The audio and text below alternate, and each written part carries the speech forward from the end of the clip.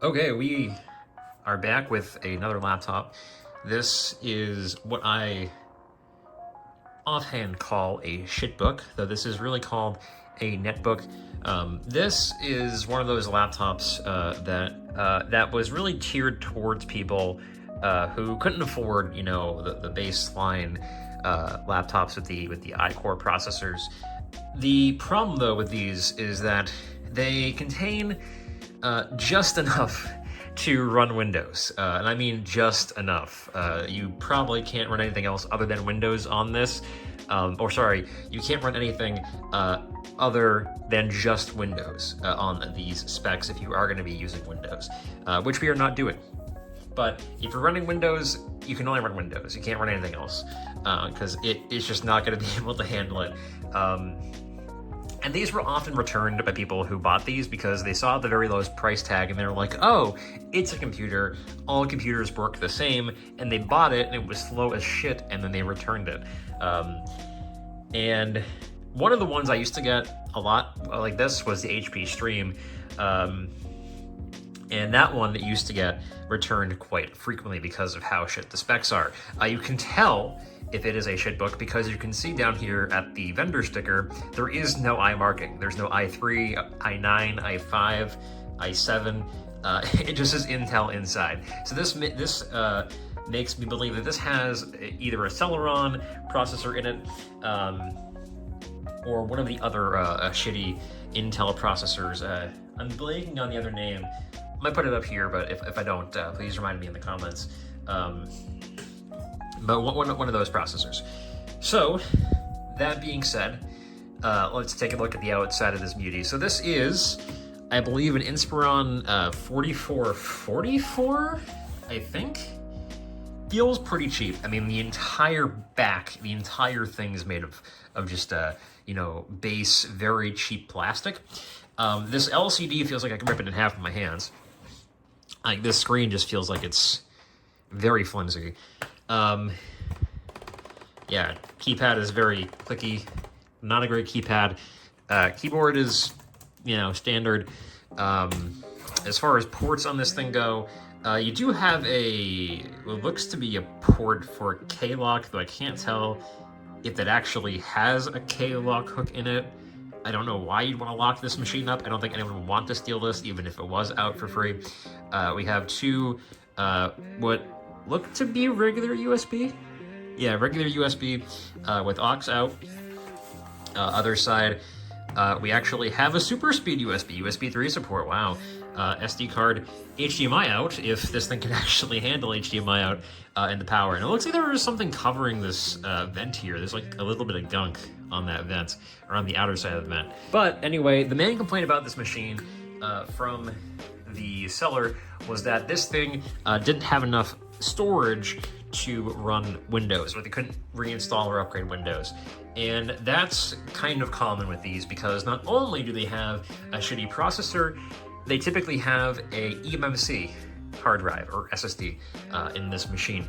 What that is an embedded SSD, meaning it is soldered directly to the motherboard, meaning you cannot replace that thing, and most often you cannot upgrade it, which sucks for me because I won't be able to actually use any of the SSDs that I have lying around that I typically put in to beef up the storage on these things. So if we do end up using this, I may have to include an SD card to make this thing usable in any capacity.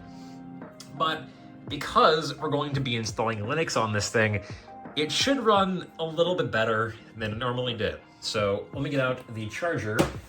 Power button pressed. You can see the indicator light, and yet there it goes. Is turn it on. I might have actually already installed Linux to this thing. I don't know if I've actually touched this before. I think I did when it came into the shop, and I just I set it aside because I had other more valuable laptops to do. And this thing isn't very valuable, so, okay, so apparently I did actually install Linux Mint on this thing. Okay, that's cool. Saves me a step of actually doing it. Did it boot loop? Or no? What did it do? Oh, no, we're in. Cool. Okay, So let's go ahead and do a few tests on this thing to make sure all of the stuff on this machine is functional. Okay, so the first test we're gonna do is checking the keyboard.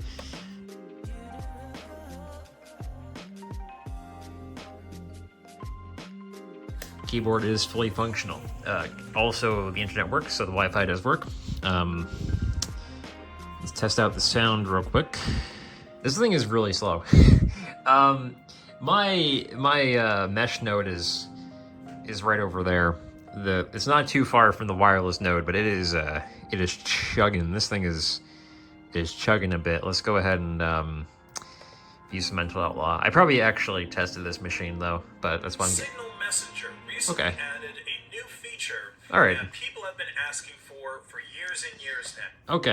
Okay, let's check camera. Let's turn on Cheese and see if the camera works. Light did come on, and I am here. Hello. This is okay camera.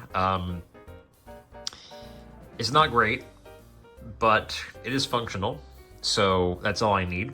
I should actually test the input audio too now that I'm here. Let me go back to the pulse audio and check input. Okay, it is taking input. Okay, so keyboard does work. I'm gonna grab a USB. I think this is the one that I actually installed Mint on because it has the word Mint on the side. I actually bought these off of Amazon because I have a ton of USBs and I used to never know what was on each one unless I plugged it in. But I just bought those off Amazon. I think it was like $3 for a big box of them. Not a big box, but it was like, a decent amount of them. And it's very useful because I know exactly what I'm putting into the machine. Okay, looks like that does work. That is the one of the two standard USBs that are there. Let's eject that. Okay, let's check the second one on the right side. Okay, it looks like it is in there. Cool. All right, so both of them work on the right side. Let's check the left side USB. Just immediately dipped on Wi-Fi. I don't know why. Yep, left side USB does work. I unfortunately do not have an SD card that I can test this with. I should honestly get like a 16 gigabyte SD card and just use it to test things with. But it looks like everything else is functional, so I'll just list the SD card as untested because I apparently don't have an SD card around here that I can use to plug into this. So let me test the audio out real quick with some headphones. I never use them, only really use them for this purpose. So let's plug it in. All right, let's test the audio out again. Okay, a little bit faster with the cache now. It's right. It is left, right, and left aux. Okay, aux out does work. So I have another JBL speaker here that I'm going to be using to test the Bluetooth on here. So let's go ahead. So, okay, connected very well. Let's go back to YouTube one more time. A new feature that people have been asking for years and years now. Username. Okay, good. So, Bluetooth does work. So, looks like this thing is pretty good. Let's go ahead and look at the specs real quick. We can see that it is a Intel Celeron N3050, a dual-core Celeron running at 2.16 gigahertz. So, like I said, not very good. And it's using the Atom Celeron Pentium. That was the other CPU that I was forgetting, was Pentium processor, GPU. And it only has about 4 gigabytes of memory in this machine. So, like I said, probably not going to be running a whole lot of Windows on this machine. And I probably won't actually offer Windows on this machine when I list it on based.win, because I want you guys to have a good user experience, and I don't honestly think you should be running Windows on this machine. All right, checking the disk real quick, you can see it is very tiny. It's only 32 gigabytes. in total. So probably do want to add some expansion via SD in here when I sell this thing, because 32 is not a lot. You can see down here, if I go to the partition, 31 gigabyte partition, we're already using about 38% of it just with the operating system itself, so not a whole lot on here. I wonder, you could probably get Chrome OS working on this. I don't know how light Chrome OS is, though, but I don't know why you'd want to use Chrome OS anyway. All right, let me check the battery. I think the battery bat 0. So it looks like full capacity is 87.39, so about 88%, or 87%. So not bad. Now, I typically replace the battery if it's below 85%, because that's when you start seeing a little bit of degradation at overall usage time. I don't know if I want to actually replace this battery because it doesn't seem like it's terrible. I don't know how much these batteries actually go for. I had to check that real quick. Okay, so a generic battery goes for about 15-20 bucks. I think I'm going to keep this OEM battery in here because it is over 85% capacity. I'll probably let it charge a little bit and just make sure that this thing does indeed stay at 87%. So what I think we're going to do next is open up the back and check to see maybe if we can add some more RAM, if there is a slot for an extra storage device, and just make sure there's no internal damage on this machine.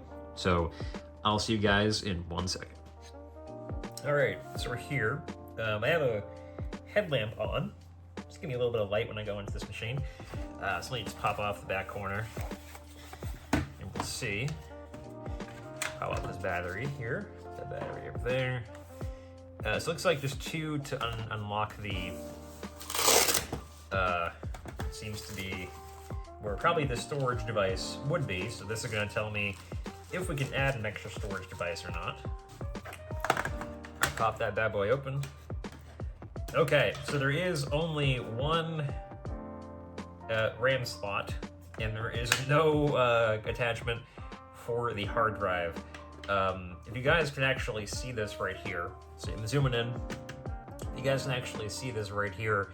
That is where the connector for the hard drive would actually go, and there isn't one there.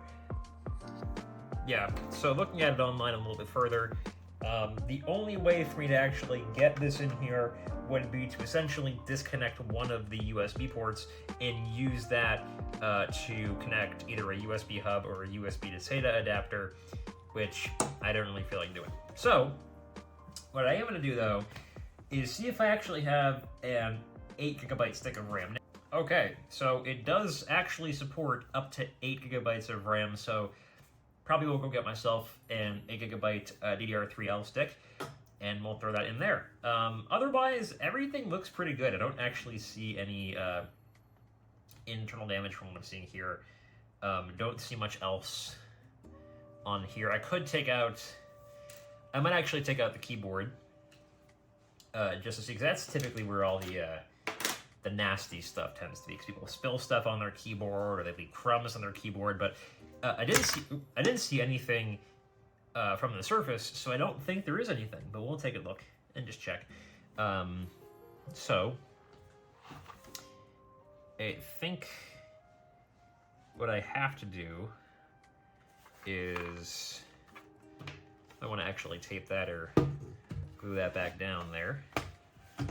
I think all I need to do is just unhook the keyboard and take it out.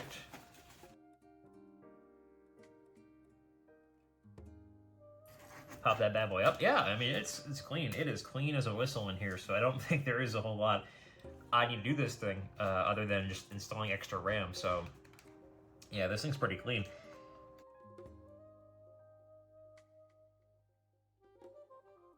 Okay, so I'm gonna go grab some RAM, and I'll be right back. And we're gonna go put in an extra 8 in here. Okay, we are back. It is the next day, and I ordered some new memory off of Amazon. Truly the wonders of modern society, that I can order RAM and have it delivered the next day. So this is some ATEC. This is an 8GB DDR3L module at the, I believe it's the same clock speed as the previous one, or at least is the highest clock speed that this CPU can support. I need you out here.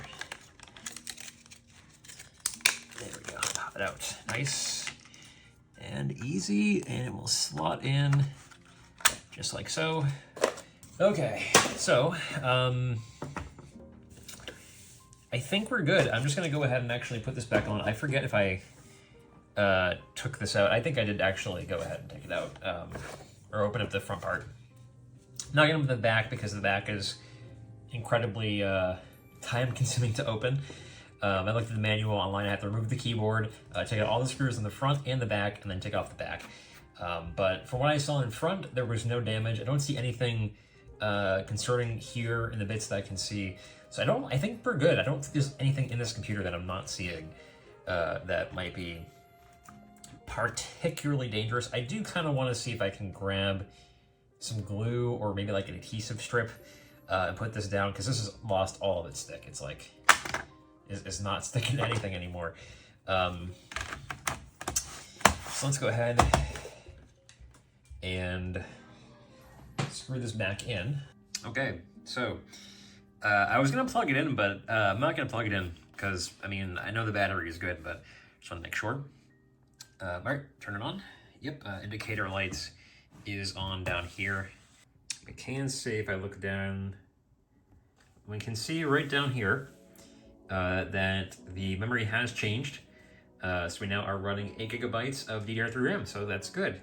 It means that we have successfully upgraded the RAM on this machine, and I'm pretty sure we're all good to go. Let me give it a quick wipe down.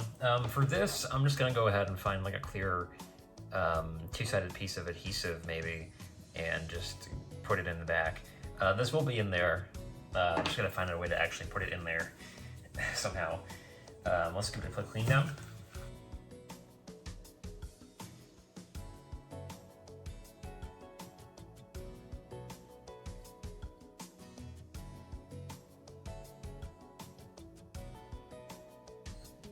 Okay, so I have a command strip, or a command strip that I cut into, and I'm gonna see if this will work for my purpose.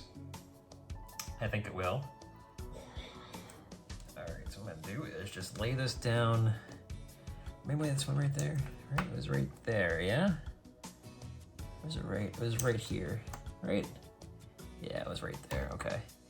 It's not gonna cover the whole section, but it probably might just do just enough to get it there. Okay, let's press that in. And then let's put this down there, the command strip. And yeah, there we go. All right, gonna make it a little bit flush here, boys. Push it a little bit more, there we go. Cool. All right, there we go. Pretty solid solution there. Just used to cut in half command strip to get that to stick. So that's in there pretty nice and flush, and the benefit is that it's a command strip, so you can take it out if you need to. Okay, so I think we are done with this computer. Refurbishment is complete. So I'm gonna explain to you guys how this works. So when this video goes live, this posting will also be live on based.win. It will stay up there, and you can pay however you want, preferably in crypto. And I will ship this to you. It will come with a replacement charger, as well as obviously the parts that I've included in this video. And it will also come with a link in the package to watch this video if you want to see the full refurbishment process of the computer that you just purchased. So thank you guys for watching, and I will see you in the next video.